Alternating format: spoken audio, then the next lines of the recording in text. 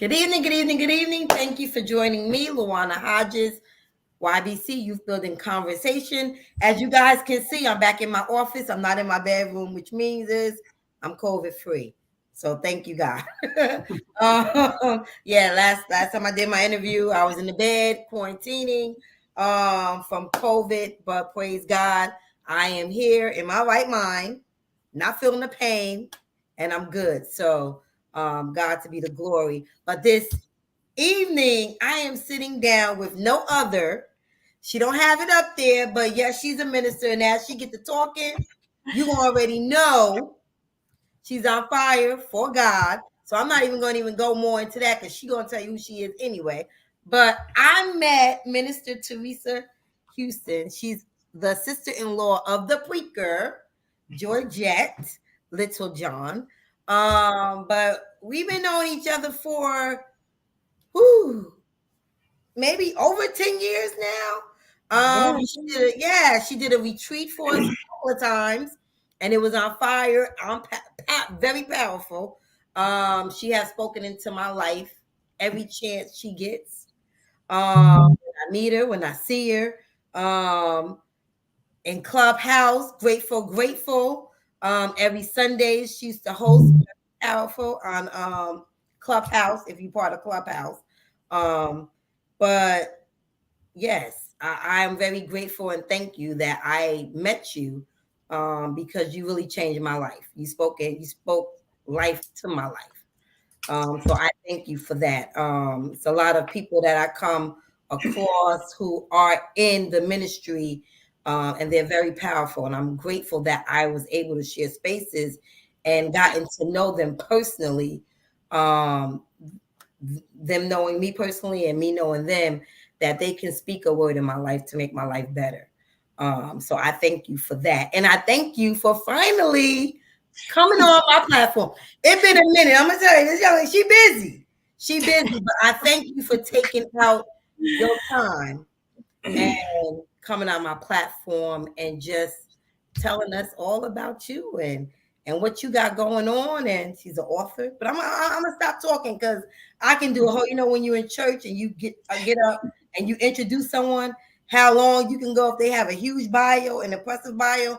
This is this young lady right here. So, but I'm gonna let you tell my viewers about you.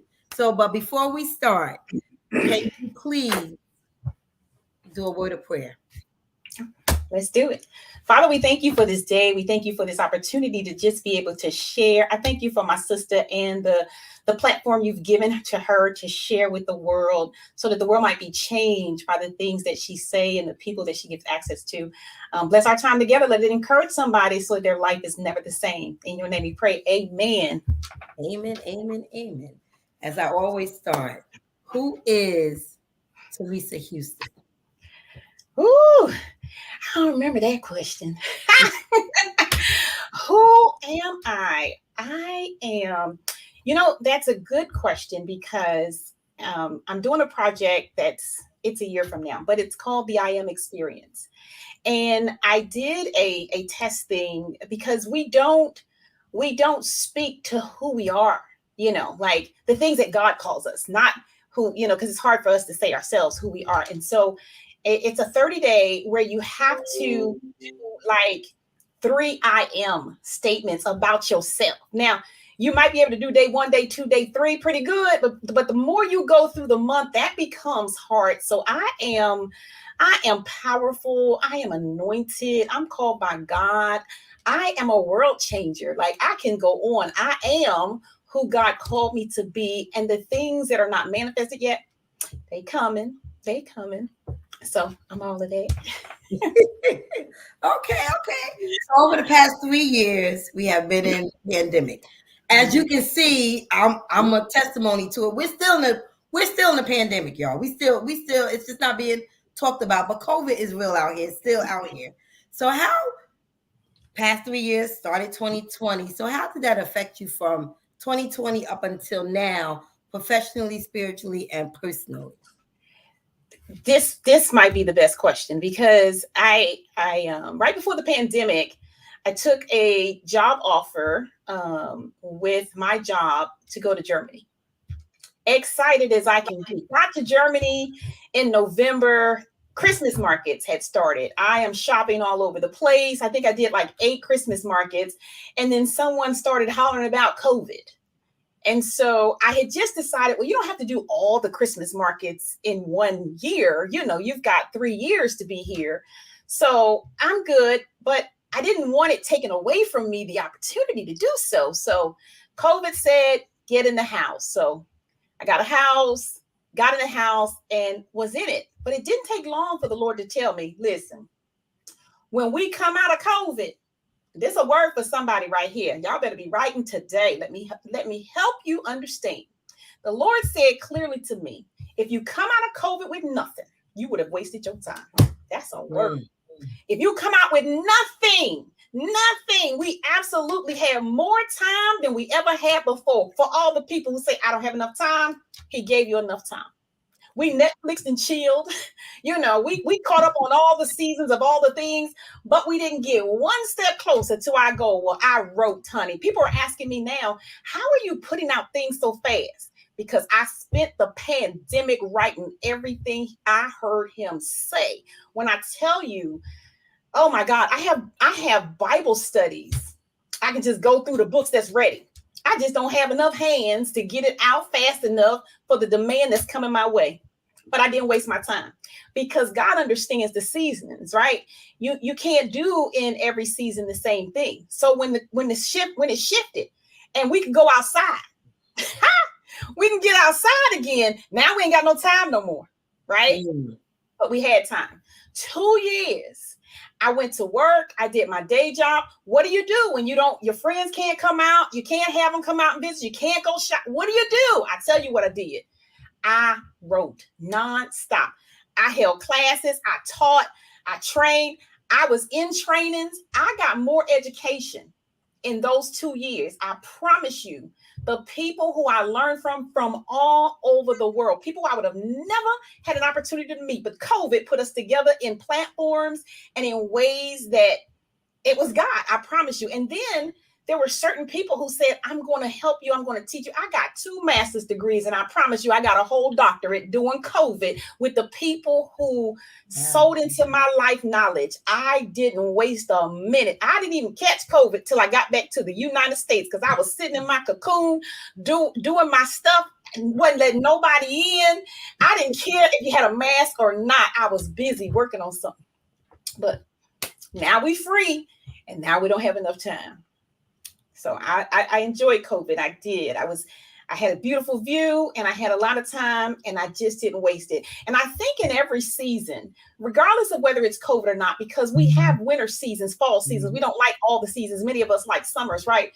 But the thing that I learned about the seasons that change, whether it's a pandemic or whatever it is, if you understand the why of the season, you'll work better in it. You know, you get into the winter, you're like, oh, it's snow outside. Or you get into the rainy season, oh, it's raining. If you understand rain really had a divine appointment, you need rain. We need the rain. Thank God, because people be asking me when I'm gonna water my grass. I don't have to, God does. We need the rain. Now, if God wasn't watering my grass, I would have to get it on the schedule. But God has it on the schedule. So what happens to me, because I don't like going out in the rain, well, there ain't nothing for me to do in the rain, but go in and do things I can do under the cover from the rain, right? You just got to understand your season. If it wasn't for the rain, we would have went out. We would have went shopping. We would have taken that vacay, right? But rain will deter you from what you thought you were going to do. So I love a changing season. We just have to understand what's the purpose for us individually. It's not the same for everybody. Find your purpose in your season and you soar. Okay. That's a whole you just did a whole word. I hope people taking notes. you just did a sermon. So where was you born and raised, since you didn't mention that? Oh, for all my hometown people. She was born and raised in the city of brotherly love and sisterly affection, Philadelphia, Pennsylvania. I left my God when I was a baby. But that's home. You know, I still love pretzels and cheesesteaks. You know, so but you know, now, you know, I just don't get there that often, but born and raised in Philly. Okay. So at what age did you know You was chosen by God to go into ministry. Ooh, I was grown. I was good grown. Matter of fact, when I knew, when I was growing up, everybody used to, as kids, yeah, I have a whole line of preachers in my family, right? I got born. My parents put me in a onesie and took me to church. Like that's my family, long line of preachers, right? And then we had pews as kids because church went all day, all night, so we just got a pew so we could sleep doing the extra praise and worship, the three messages, all the things.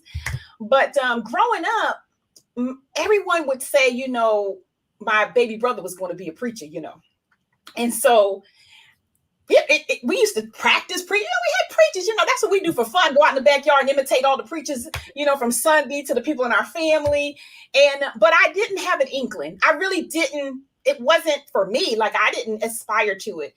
And so when I realized, I was like, first of all, I'm an introvert. Now, people do not believe that about me. I am an introvert. I got the ticket. I own the company for Introverts Are Us. People do not believe that. And that's how you can really get when God calls somebody to something, because ministry makes me an extrovert. It's temporary. It's under the anointing. If it ain't under the anointing, you will see she is not an extrovert. Now, I gave birth to an extrovert, but I am not one. So that means I have the potential, right? And so God taps into that, uses that, and that's what you get to see when I'm publicly doing anything. Anything. But in my little cocoon, in my little space, in my little side of the world, I am an introvert at heart. So there is nothing that was saying to me as I was coming up, you're going to be a minister, preacher, speaker, nothing. No, not a thing, not a thing. But I heard God clearly. I was grown. I was probably about, oh my God, it's been over 20 years. But I knew it. Like everything, it was screaming. I couldn't sleep. I was like, I am not doing this. I remember the pastor had called, for those who believe they were called to ministry, they were having a meeting, and I felt the Lord nudging. But you know what? God will give you grace when you need it, right? We all get our portion of grace. So my pastor came to me, and he would say sly things like, "Do you have anything to tell me?" I'm like, "No, sir. No." And when we finally talked later, he would share with me that, his prayer to God was that I would, acknowledge it, because he didn't want to be one of those that would pull somebody to cause them to walk in something that wasn't theirs. Yeah. And so when I finally went to him, I was like, listen, I really believe God is calling me, but here's my problem. I can't do those runs like, and I can't do that. Can't do that. So, and all of this are things that I really just wasn't me. I was like, I can't, I don't want to have the towel, I don't want to have the jot my face, and, I don't want to do all the things, that we imitated as kids in the backyard. So he was like, you don't have to do none of that. You don't have to do none of that. You need to be you. And as God developed me, I learned, because I had a season where I got to train ministers, which was really, really a blessing in my life. But seeing that group of ministers and having the opportunity to share into their life, it showed me that sometimes when you know you're called to ministry, there is so much to be called to, And some people, I remember a minister at one time that was in our training, and the pastor had put us all on the line. You're gonna be on this Sunday, you're gonna be on this Sunday, and we put her on the schedule like everybody else. And she was about ready to faint. She was like, at B time, she was like, I'm gonna faint. So we didn't understand it, because she came to us with a license, So we called her home church and said, listen, y'all sent the licensed minister. This girl literally about fainted. We had to, had somebody step in. And that pastor said, what did you do? So she was on for Sunday, and it just didn't go well. He said, give her a mic and put her on with the praise and worship team and call me back. And so we assigned her the following Sunday. She got the mic before praise and worship and showed out. Her whole anointing showed up, and we could see she was called to minister through the music. And so there's so many avenues, and I think people get all messed up about, I'm not called to preach. I don't care if I ever preach. And do you know how many times I get to preach a week? a week. Do you know how many lives I get to infect a week? I don't care if I ever stand in a pulpit. Again, I really don't, because some effects you can see right away when Yeah. you are doing the thing God has called you to. So we really need to encourage people. Don't be scared by the box. I'm an introvert. Don't be scared by the box. When I stand at the box, Jesus steps in. I have like this out of body experience, because I'm like the girl with that to minister music, but I am called to that. But I have an anointing for it, and she didn't have an anointing to stand in that box without fainting. Yeah. So that wasn't where her grace was. So yeah, I was fully grown. I fully understood. I was in a good ministry that really gave me some good grounding and some good teaching, and I just continued to sit under leaders who grew me. And so here's I is, and I got all of that in me, and I travel with all of that anointing every day. Every day I take it all with me. So going into ministry and then becoming an entrepreneur, how and what? How did that happen? Because you're an entrepreneur, but your business is ministry. Absolutely. So how did you combine the two? Absolutely. That is another good question, because that is the thing that as a coach I'm trying to teach people, because people who understand their purpose and they're following the destiny God gave to them, they'll understand that you're not going to get a business that don't have a ministry component. Not going to happen. It's not going to happen. If you listen, I will break out in a prayer at work, get sick. Get sick. You know the prayers. You know who to call. I will break out. I mean, I really had favor. I remember times and seasons having bosses that would pull me aside and say, do you mind praying for so-and-so? Do you mind so-and-so coming in to talk? That was about ministry. That was about ministry, right? I got paid to do it, but it was about ministry. And any business that I do, it has a ministry aspect. Listen, I was at the market selling my books a couple weeks ago. A lady came in. She read one of the prayer posters. It was the prayer posters for mom. She read it, and I'm standing back. I let people do what they do, and she just breaks out crying. She breaks out crying, and I was like, okay, Lord, what am I supposed to do? Remember, I'm an introvert having these extrovert experiences, and so she falls into her husband's arms. And he looks at me. He said, I guess we'll take that. I said, was that the mom prayer? And he said, yes, that was the mom prayer. And he proceeds to tell me how her mom had just got diagnosed with cancer. Wow. We had whole church and deliverance right there. Wow. Right there. I had shared with them that I just wrote that prayer like a few days prior. And I said, I wrote it thinking about my mom. My mom has gone on to be with the Lord for years. Like, she's been gone for years. And she said, you wrote that a few days ago. Your mom's gone. I said, it's easy to talk about your mom and pray. So I prayed. I wrote a prayer for moms as if it was my mom, because it came easy. It really did come easy.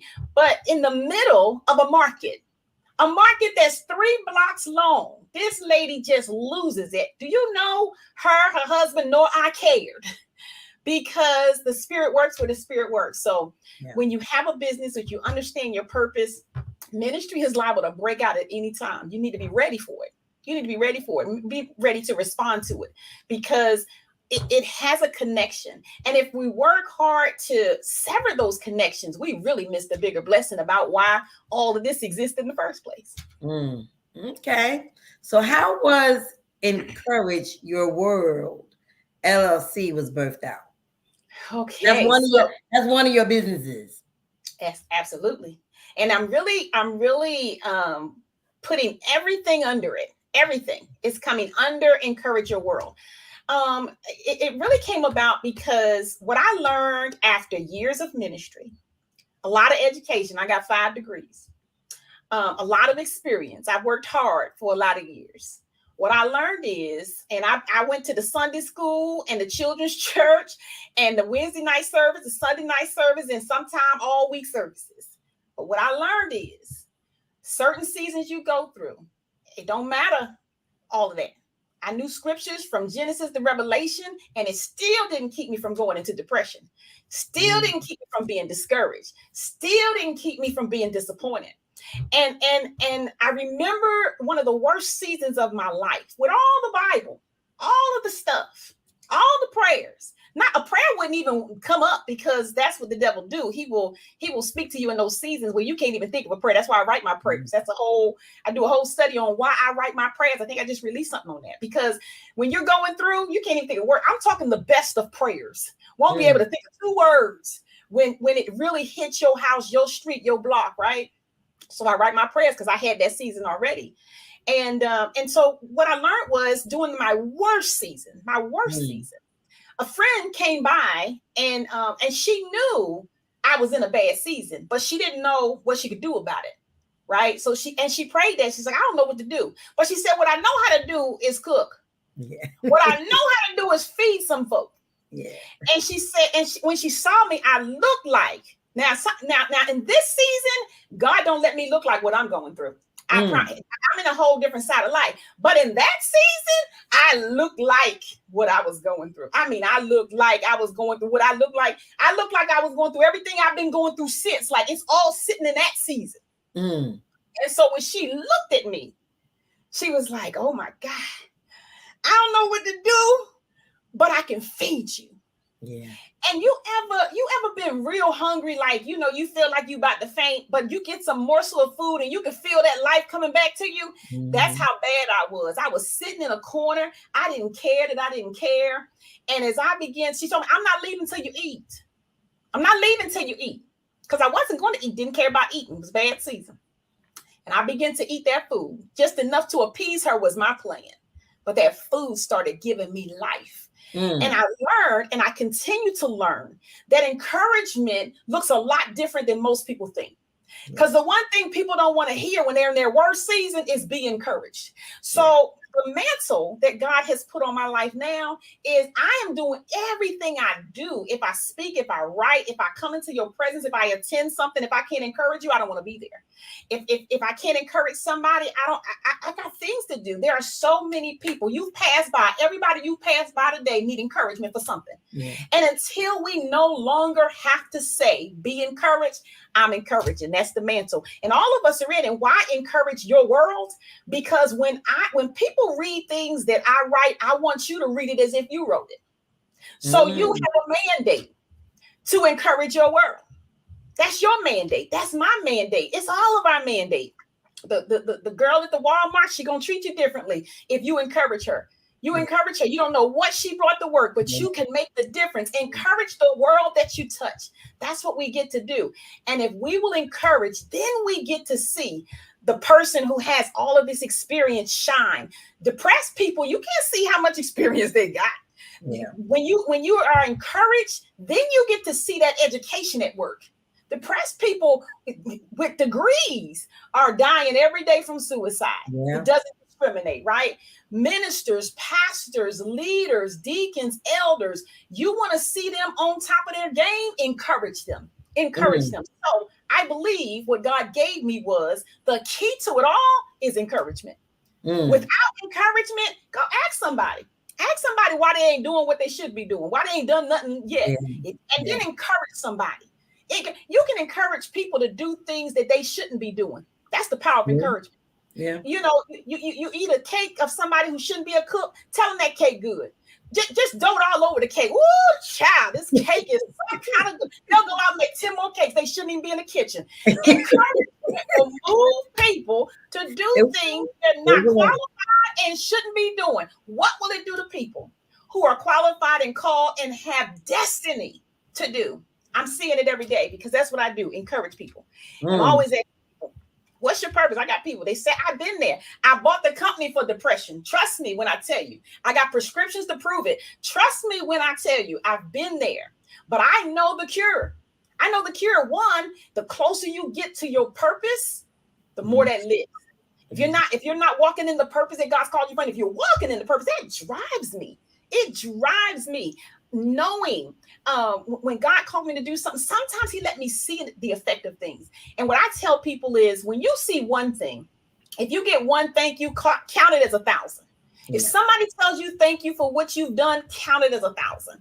Because there are 100 there are 999 people to that one thank you that don't come back, but they're grateful. They're grateful. I promise you they are. We just don't say it enough. We don't acknowledge the people enough. Now at your funeral, 1,000 people will come out the woodworks like they're your friends. Like, listen, my mama passed. This lady say, "I'm your mama's friends." Like my mama told me all her friends. I knew her friends by name. They knew me by name. That's how much we talk. I knew them, right? Now, I don't doubt that this lady believed herself to be my mother's friend. I believe my mother was a friend to her. But I don't believe she was necessarily a friend to my mom, because my mother would not have omitted her name in her friendship list that she talked about all the time.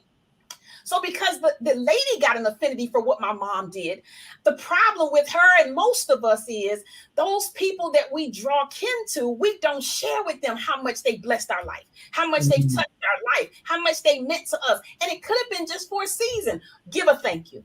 Give a thank you. It changes everything. And there are people like you and me who do things and you're like, man, I see no result of that. And you get weary and tired sometimes because you don't see that. I don't need that anymore because I got my one thank you.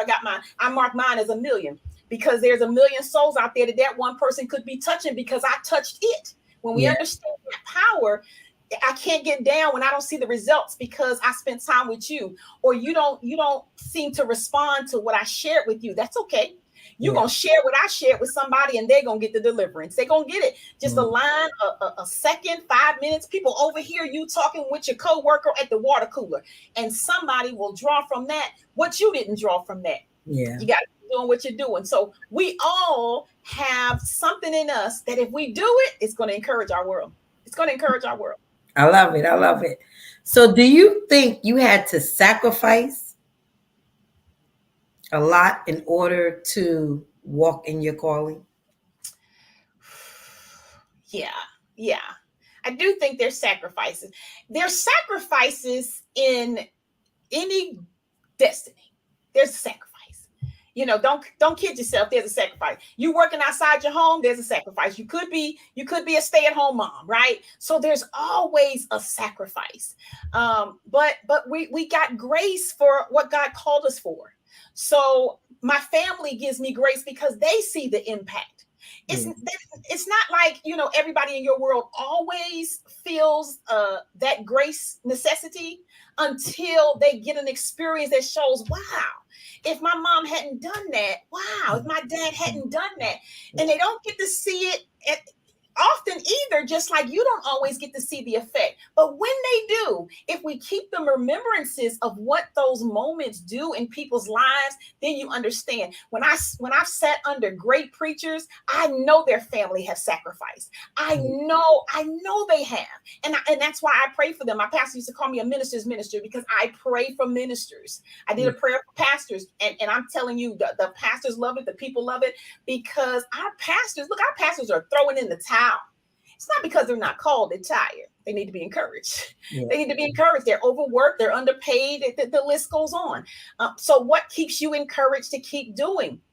And so I just believe that in this season, if each of us will take opportunities to share with those people who are really sacrificing, their family is sacrificing, finances, time, that they could expend another way. When you know it's good, when you've been a recipient of it, it goes a long way. And when you can do something for those people who pay the sacrifice, send flowers to the pastor's wife. Just send her flowers. Stop talking about her. Send her flowers because she sacrificed. Husband stayed out late to pray for you and your kinfolk. Send her flowers and say, I thank you for your sacrifice. Put an extra gift in for the pastor's kids for Christmas.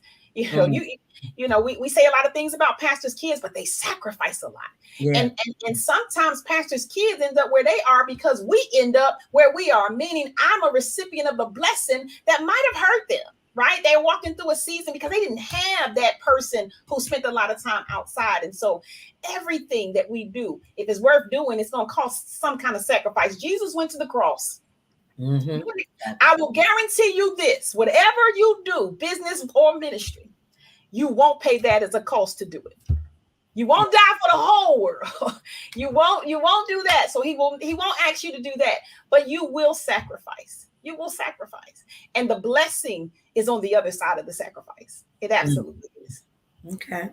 So how many countries, cities, have you been to spreading God's word?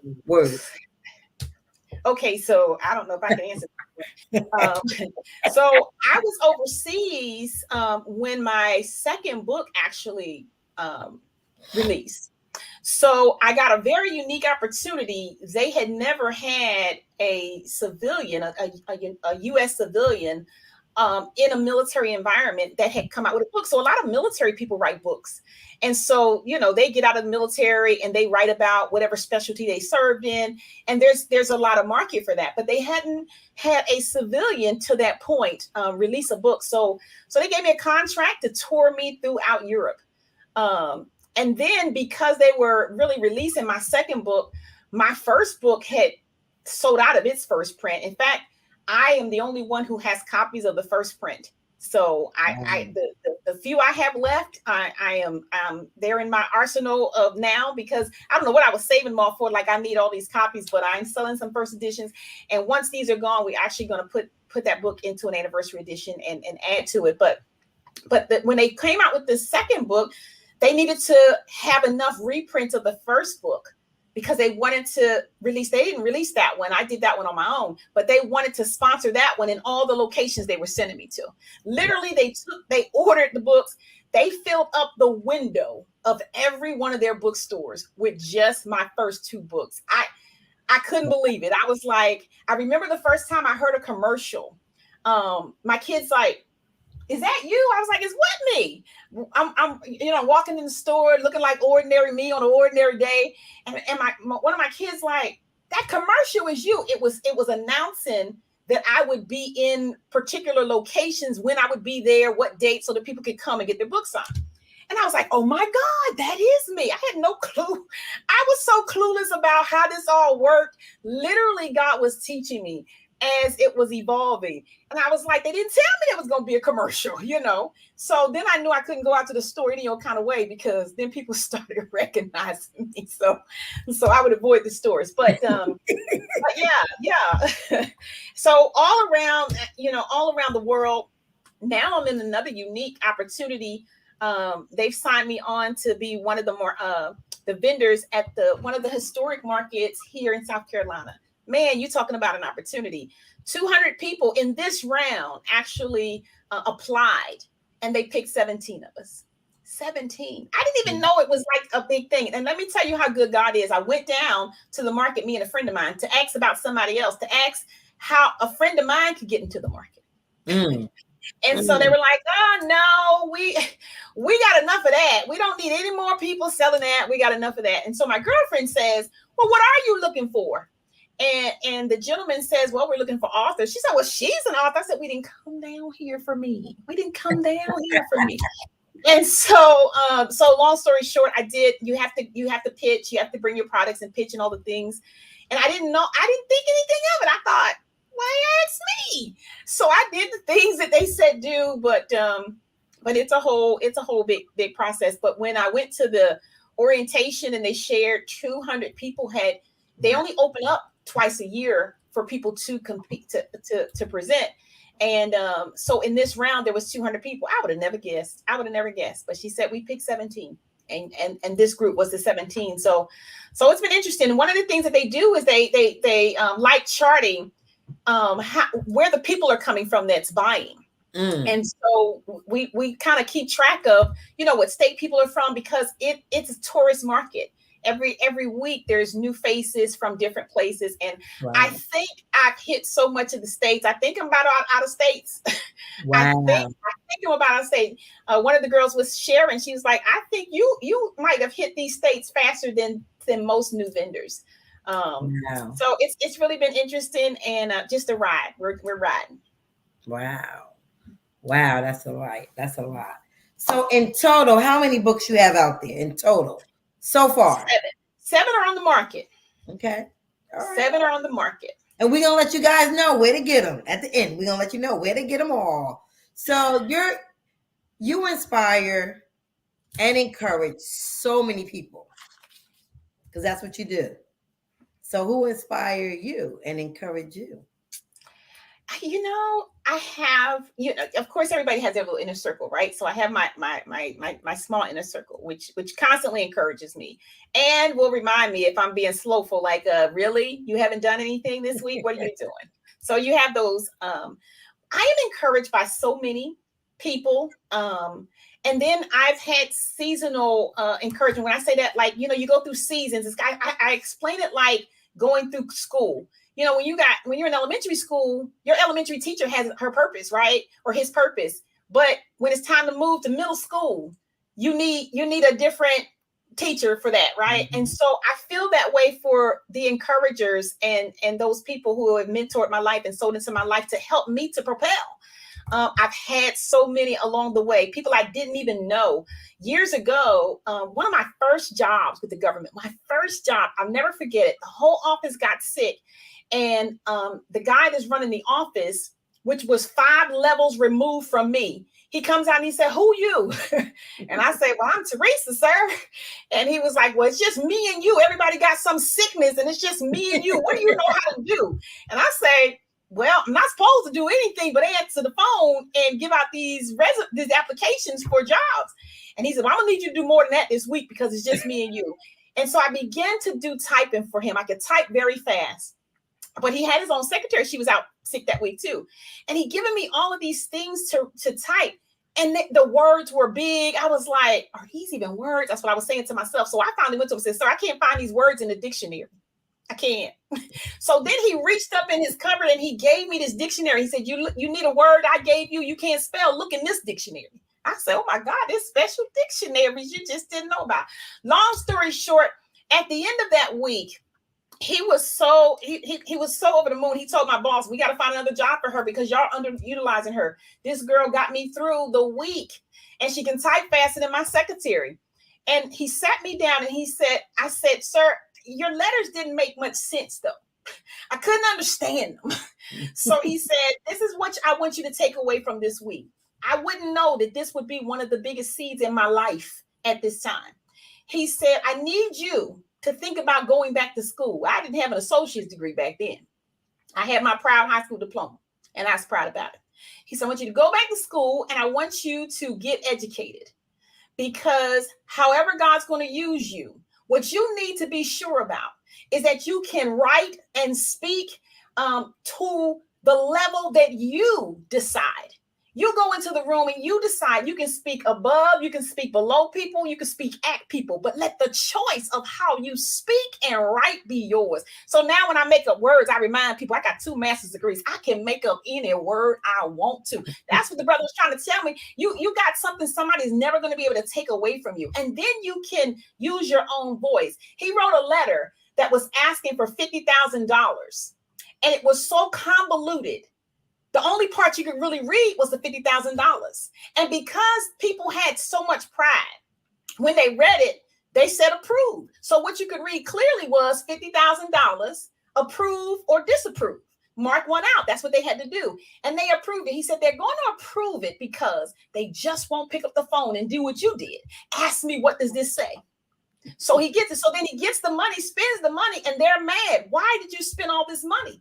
He said, "You approved it." When? So he reminded them of the letter that they couldn't read like I couldn't read. He just made it convoluted enough. But it did say what he said it said. They just couldn't read it. They needed his dictionary. So he taught me that, and I did go back to school. I used to say, I went home crying to my mom saying, "I'm working for this guy, and he's making me type these things. I can't find the words in the dictionary, and he just keeps telling me to keep looking at this." I mean, it didn't seem like it was a good season. That's why I said when we learn the purpose for the seasons, everything's different. He blessed my life.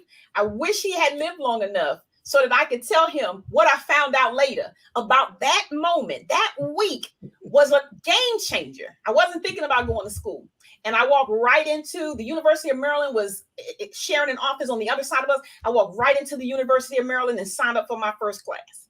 My first class, 5 degrees later, because a man spoke into my life and said, I need you to seriously think about going back to school, because there is something that you're going to do that's going to be greater than this moment, sitting outside of an office, handing out papers to people to apply for a job. There's something bigger for you. There's something bigger. So wow. Yeah, I had a lot of people who have encouraged, and I keep getting people like that in my life. So looking back over your life, what would you say to your younger self? Ooh, so I would tell my younger self, don't don't spend your time pleasing people. Don't even try. Don't even try.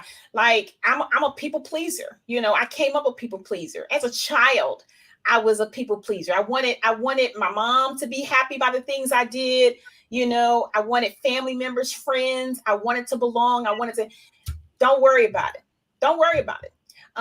Don't even think about it. Find something. Find the reason why God sent you. There's something that you have been called to do and sent to do. Look, all the people on the planet, God didn't have to send one more people. One more person to the planet, and then he sent you. On your birthday, you got to get sent after there was already a gazillion of us on the planet. He says, one more, right? So find out why. Find out why God thought it not robbery to add you to the mix. And don't disappoint him for having taken the time to say, yep, there she go. It's your season. You were one of them gazillion sperm cells. It was you. He had already appointed from the beginning of time, right? And so the other thing is, stop asking for permission. You don't need permission. Your purpose. Who are you asking for permission? If God sent you with something that you are to do, who on earth do you need to give you permission? We got to stop that foolery. Now, there are things that we need to do. I don't need permission to be a nurse. I do need a degree for that. Go to school. Stop asking for permission. Get yourself equipped and prepared so that you can do the thing that you purpose to do. Period. And people who don't like it, tell them goodbye. Goodbye is as anointed as hello. Use it sometime. It's anointed. Say, this is a holy goodbye. Because anybody who's not supporting the purpose you're called here for, you don't need them. And God is never going to let you lose something that you need for your journey. So it's okay to give a holy goodbye. But don't ask for permission. We use that too much. I don't need permission. What do I need permission for? Ask God for what you need. If God says it's a go, it's a go. If it's a yes from God, it's a yes. I don't care if I got 200 no's. God said yes. Move on the yes God gave you. Yeah. Everybody's evaluating. He'll put you in places. He'll put you in places people don't think you belong. But and we'll tell you, including yourself. I don't belong here. But God, some people bold enough today, they'll tell you where you don't belong. Yeah. And look, I have heard it. Look, people don't mind me speaking. I remember being at a conference once and people asked me to stay. They was like, they broke the plane. They said, we're hoping the plane and the plane didn't fly. I got stuck in this country for like a week. I was supposed to be there for a weekend. And them people, now, you don't want a woman in the pulpit, right? So we moved the podium down to the floor. But let us preach heaven down. And you want us to stay a little while longer, right?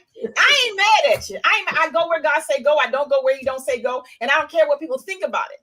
I go to deliver something. Remember, I'm an introvert. I deliver what he sent me to deliver, and I get on out. I didn't live there. And most places I go, I don't live. So we got to stop worrying about who's with us. He said that if he's with you, that's more than the whole world against you. So I go with him. And that could mean that I go alone in the sense that no one on earth is with me. But let me tell you, this is a guarantee. When you get where you're going, all them people that wasn't with you before, they're going to find your address, your phone number, your Instagram, and all the things. I promise you. I promise you. I promise you. You'll have to put your phone on mute. Today, you can't get a call through. Listen, get where God is sending you. You got to change your number because people be like, I'm your distant cousin from, I don't remember that cousin. My mom ain't tell me about that part of the family. So I'm going with God. I'm going with God. He's connecting me with other family. We share the same blood covering. Yeah. So what is next? What is next for you? What is next? Oh, there's so much that's next. I got a group starting for people who understand they have something in them that they have not got out. They're sitting on the couch, they're sitting in the bed, they're moping about it, talking about it, sharing about it. Stop talking about what you're going to do. If you ain't done it, stop talking about it. This is the season of I've got to do. I'm not telling anybody, and I put that in my heart when I really got focused. I'm not telling anybody anything else that I am going to do. And you remember the conference that we went to a few years ago. I said, I had a revelation at that conference because I had did the conference before. I said, I'm not even coming back.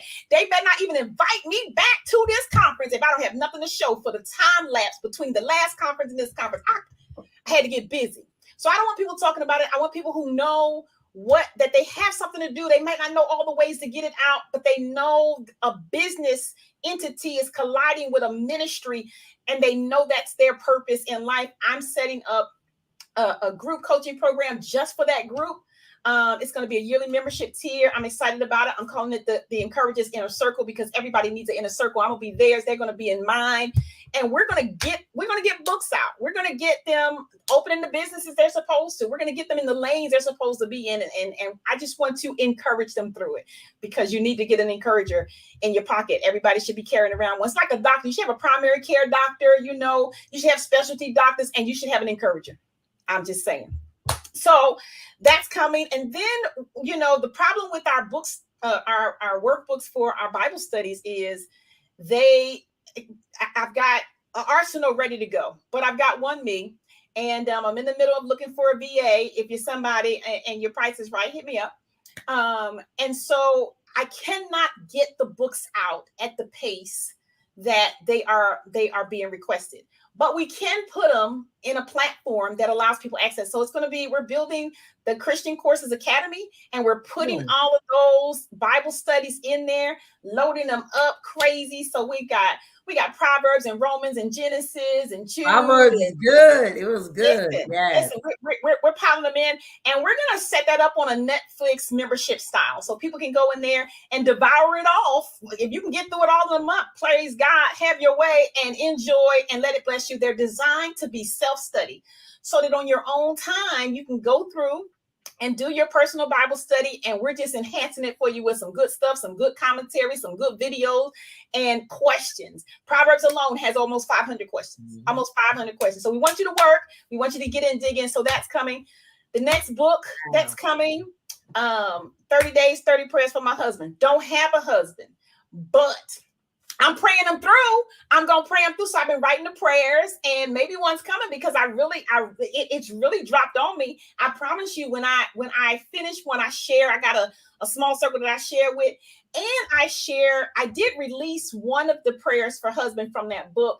I released one at the market. So I adapt the prayers once they're done. And I did this one and made it for, fathers and brothers. Right. So, but it really is a piece that I wrote specifically for my book, 30 Days, 30 Prayers for My Husband. When I tell you that book is fire, every single woman who wants to pray through a man of God that's going to change the world as she knows it, they're going to want this book. They're going to want this book. I promise you they're going to want this book. So that's the next book that's going to come out. And the next Bible study that's going to come out is Genesis chapters 1 through 10 is what's coming out. So hopefully, the 30 Days, 30 Prayers, we're going to hold on to till we got a name to dedicate it to, unless the Lord say different. So I'm just saying, we're gonna hold on to that one. But the Bible study, we're hoping to get out by the end of the year. So wait a minute, this is all the stuff you done wrote during COVID? Girl, no. So the Bible studies were all done during COVID. All the Bible studies that were prepared. We've written some new ones since returning to the States. But now the prayer books, and I got to take a minute to talk about the prayer books because this is for somebody, right? And I'm going over your time. Help me, Jesus. But I have to share this story because it's important. I felt this from the Lord, and somebody needs this.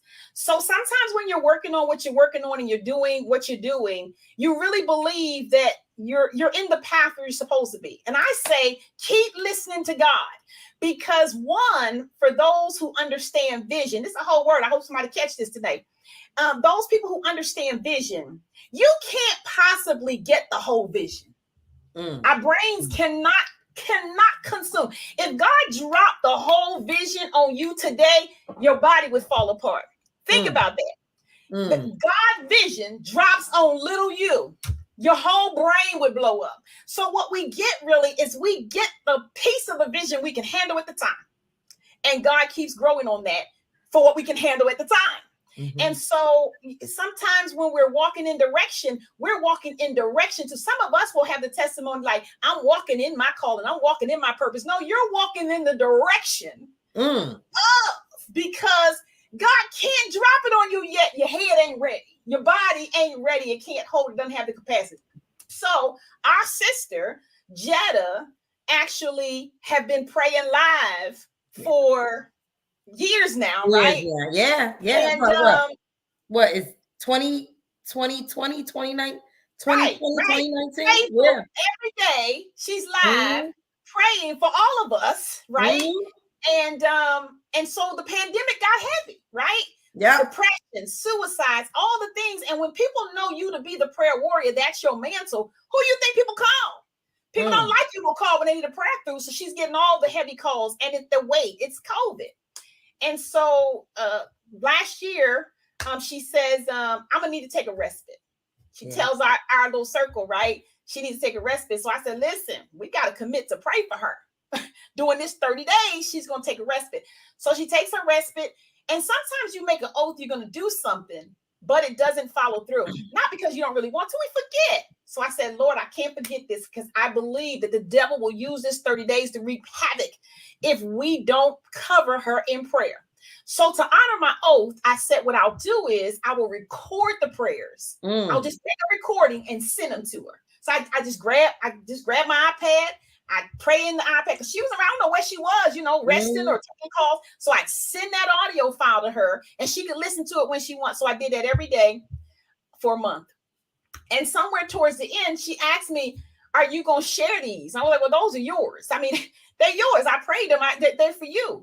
And so I had to do editing to them, of course, because the prayers started out, hey, girl, it's me. I'm just dropping your prayer for the day. So, couldn't do all that. Yeah. So I heard the Lord say, all of our sisters need those 30 days. Yeah. We got to get it out to more of our sisters, my church sisters, my sister friends, my work sisters, my God sisters, all of the sisters needed these 30 days. And so that's what birthed what has now become the 30-day series. Hear me now.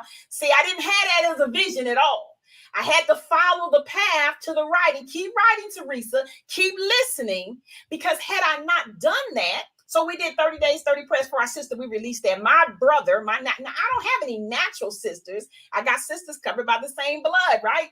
But my natural brother says, well, are you going to do one for brothers? Because you got a brother, right? Yeah. So I said, well, you're right. So there came 30 days, 30 prayers for my brother, right? And so it's now going into a series, but bigger than the series. So we got the books out. And then the Lord said, do prayer posters. Stop what you're saying. Let me just show you one prayer poster. This is releasing tomorrow. So I've been doing prayer posters. I got prayer posters with fathers, sons, daughters, moms, pastors, I got it, right? But look what God gave me. A prayer for me.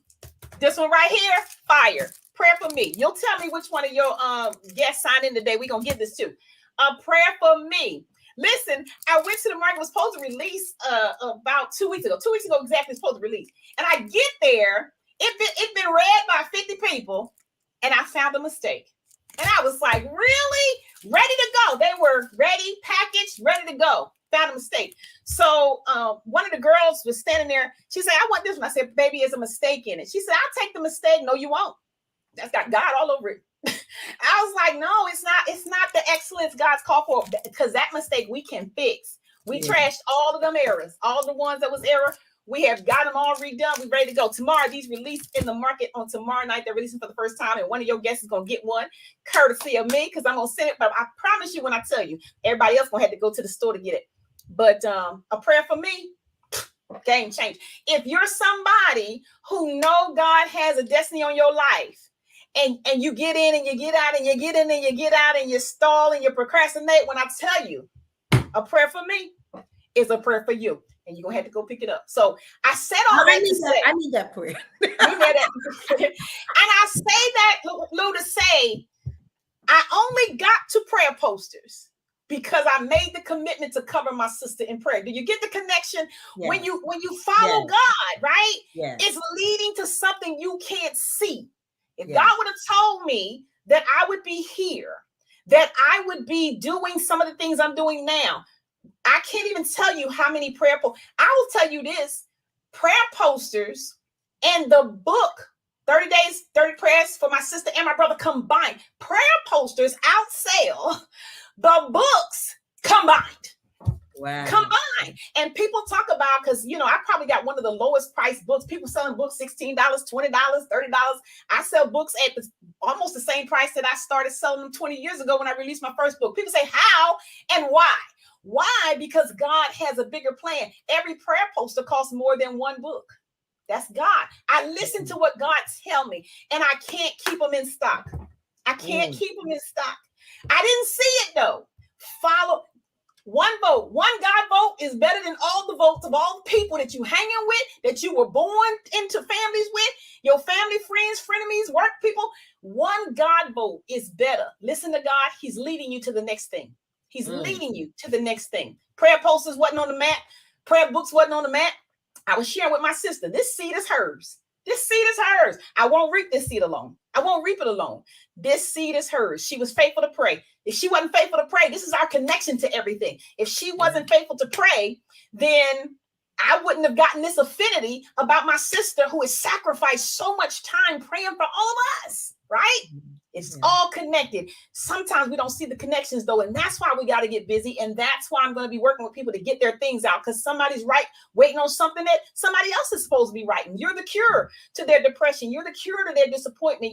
You've got something that's going to help them. Just like watching a movie and you watch it and you bust out laughing.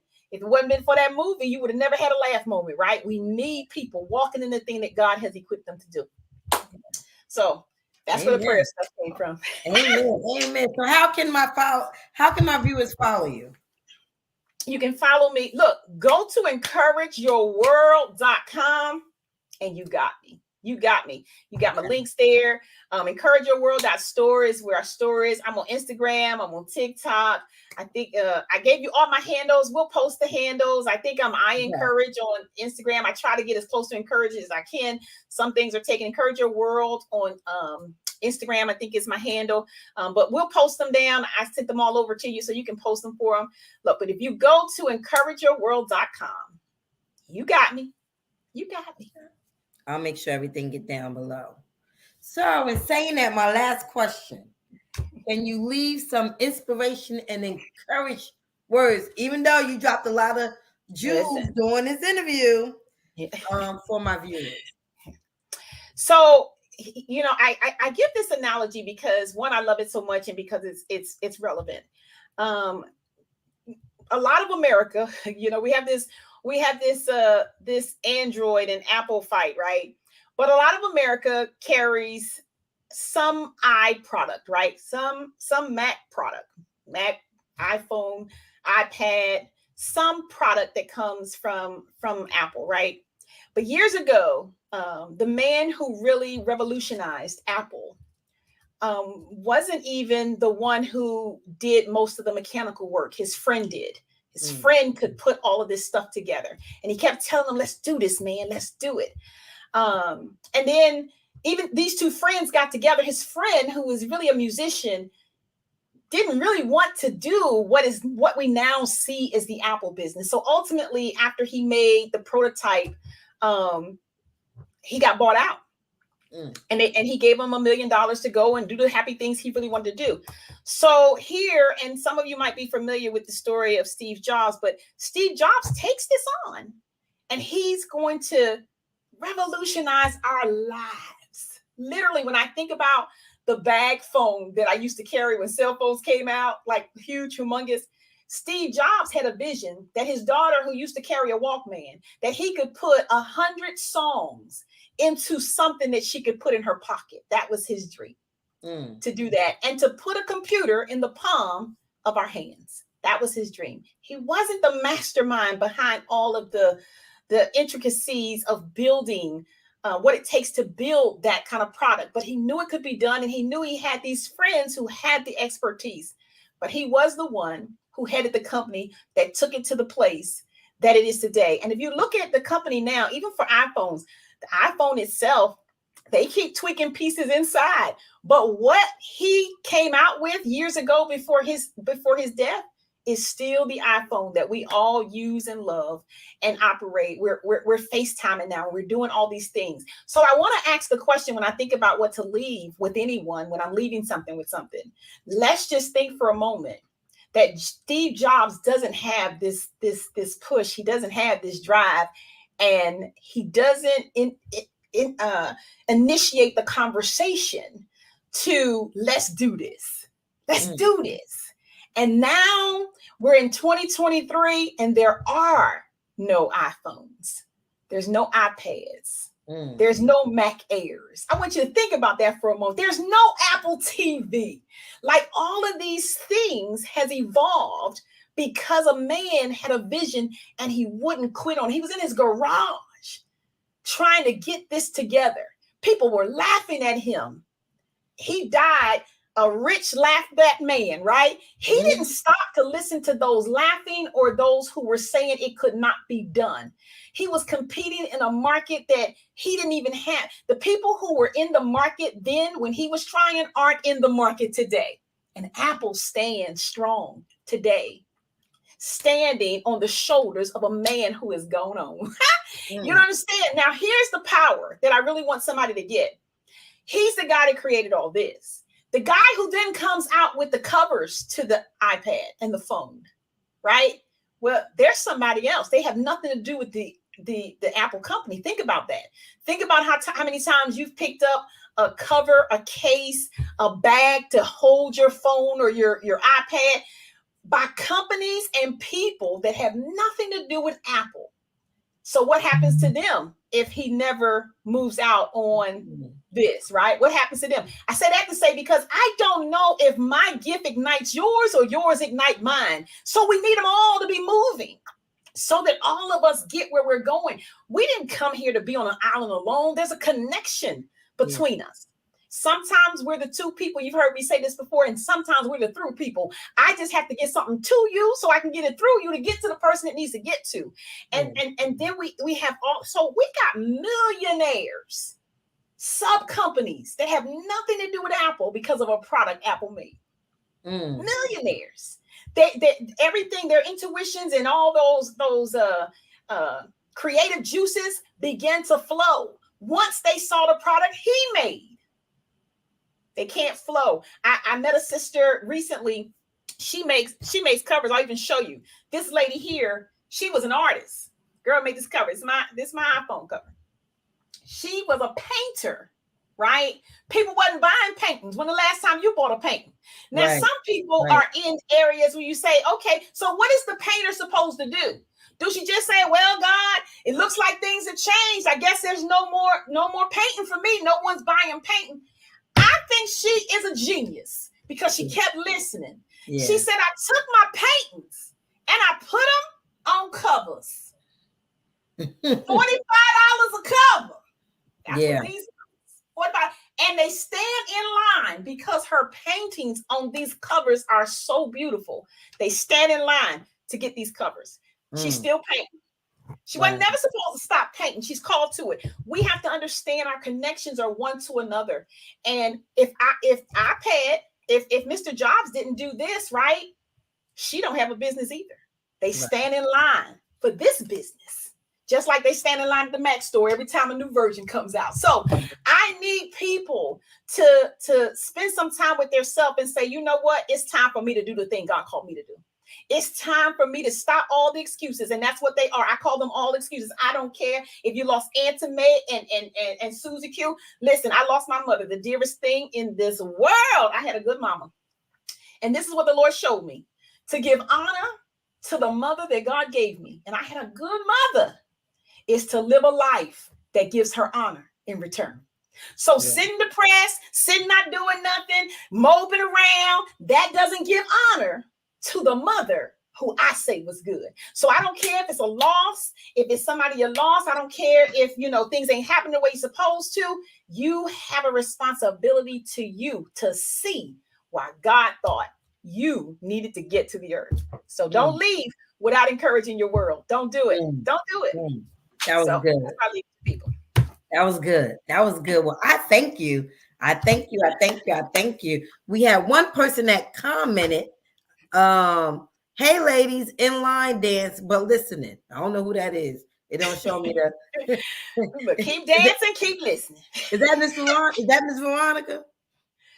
I I don't know. I don't know. She be doing no dancing. I don't know Okay. about that way. Well, whoever you are, thank you for watching. Oh, it's Cookie. Hey, Cookie. Oh, it's Cookie. Cookie, you taking line dancing? All right, I got Keep four. dancing, my sister. Keep dancing. Keep dancing. Well, It's Cookie would be leading her. She's getting actually inspiration through that dancing. It's leading her. yes. Actually, Cookie would be your person who you would send your prayer cover to. Okay, tell, Because she been watching the whole time. Yes. give Yeah, give she her logged in. send you her She address logged and in at everything. she logged in at 6:40. Have her send you her address information and get it over to Okay. me, and we'll I get it in the sure mail. will. I sure will. Yeah. Well, thank you Thank you. for coming on my platform. So many nuggets. Every time I speak to Minister Theresa, it's like fire. It's like fire. It's like fire. Okay, my sister-in-law is on here too. Great interview, lady. Shannon. Oh, thank you, Shannon. Thank you. Sister-in-law is on here too. But Send yeah. me her address too. We're gonna bless her too. Okay, Bless Shannon, you, you're gonna get sister-in-law. We send blessed. encouragement to you. Yes. But thank you so much. I just want to say thank you guys for tuning in, whether you're catching it on the replay. If you catch it on the replay, you want to make sure you connect to get these books, these posters, everything. Because I'm gonna tell you, I did the Proverbs, um, Bible study, and it was wonderful. It was wonderful. You get to write all your notes in it and everything. It was wonderful. An easy read, easy study, help you understand Proverbs, what you're gonna get from Proverbs, and just break it down. But it was really easy. So if you're that person that wants to study different books, make sure you get in contact with Minister Theresa. But in saying that, thank you and enjoy your evening. And I will see you not next week, because I will be in Puerto Rico. Oh. Enjoy yourself. Safe travel. Thank you. But I'll see you after that on April 4th. And I believe I'll be having an interview with a young man from Philadelphia as well. All right now. Hometown fella. Yes. So make sure you stay on, Minister. But have a good evening and have a good weekend. Keep your mask on because COVID is still real. I can testimony. I have a testimony in that now. I didn't have before, but now I do. Keep your mask on. Enjoy your weekend. See you later.